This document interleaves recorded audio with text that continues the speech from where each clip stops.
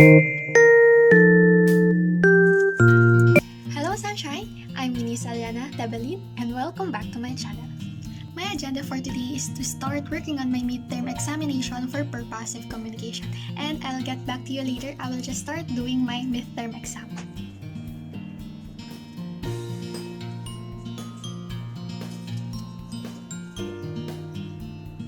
Hello guys, I have already finished my midterm examination and I will be sharing it with you guys. We enter the workplace as individuals and then we interact with our workmates or managers. As we make our way through our careers, we see that work is best accomplished with the power of others. Learning effective group and team communication skills advances our success and the success of our organization. Knowing when and how to effectively communicate at work can help us to reduce miscommunication, increase collaboration, and foster trust.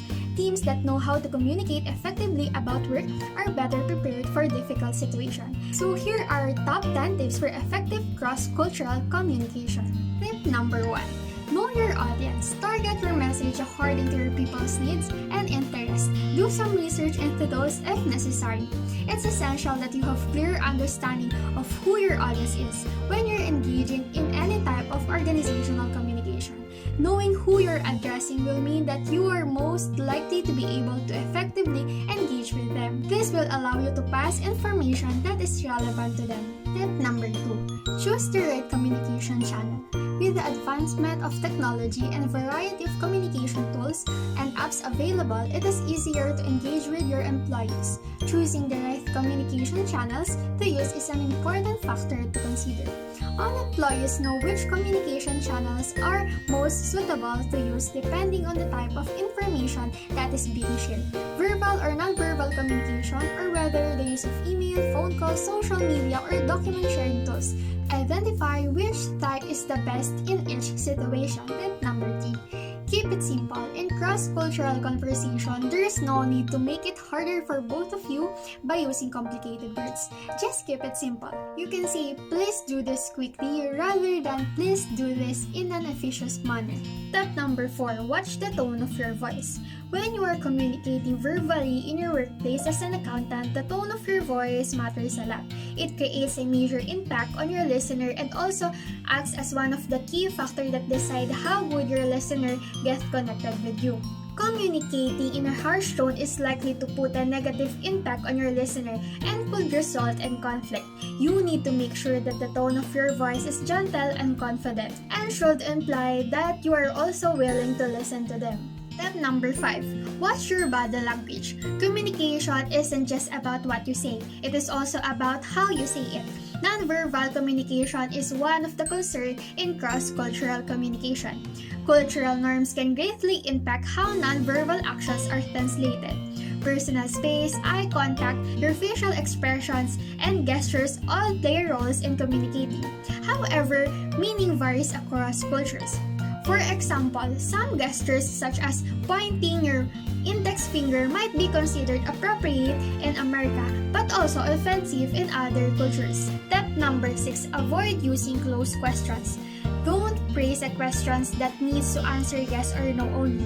In many cultures, it is difficult or embarrassing for them to answer in a negative way. So you will tend to get a yes answer even if the real answer is no. Ask open-ended questions that require information as a response instead. Step number 7. Don't just hear, listen. Listening is equally important as talking when it comes to business communication. A lot of conflicts in meeting is caused by poor listening. To share information with others, you need to hear what is being communicated. Your team members need to listen carefully to what others have to say without interrupting them.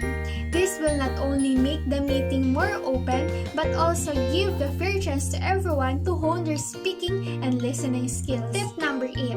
Understand diversity issues. When people of all nationalities, races, and languages collaborate to each other, unique ideas come out together. But these things can make clear communication difficult at times. To solve these difficulties, leaders First, need to recognize the problem and make it a point to open it with your team members about the problem at hand and discuss to overcome the obstacles. Step number 9. Offer a positive feedback. If your coworker performed a task well, tell him or her. Providing a positive feedback is a great way to improve a workplace communication. It also encourages people for an open communication. Having a positive attitude at work will open the door for an effective communication, prompting people or your coworker to respond more favorably to you. Step number 10. Appreciation. When you've spoken to your client, investors, managers, or to other professionals, always be thankful for their time and input.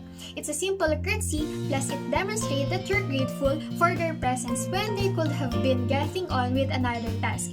Being appreciative makes you more approachable and trustworthy.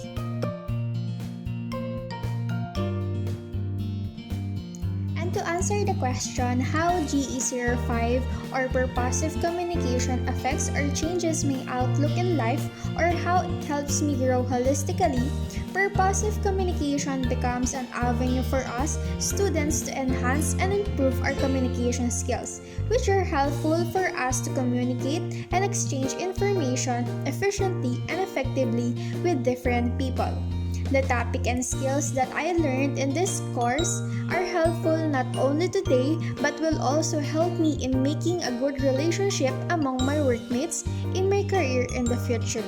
It helped me in building up my confidence to deliver a speech using the English language, and additionally, I became more aware of my words and actions that I do because I realized that communication is powerful, that it could result in conflicts and misunderstandings when not communicated properly. Thus, I should be responsible and accountable in every word and actions I will say and do.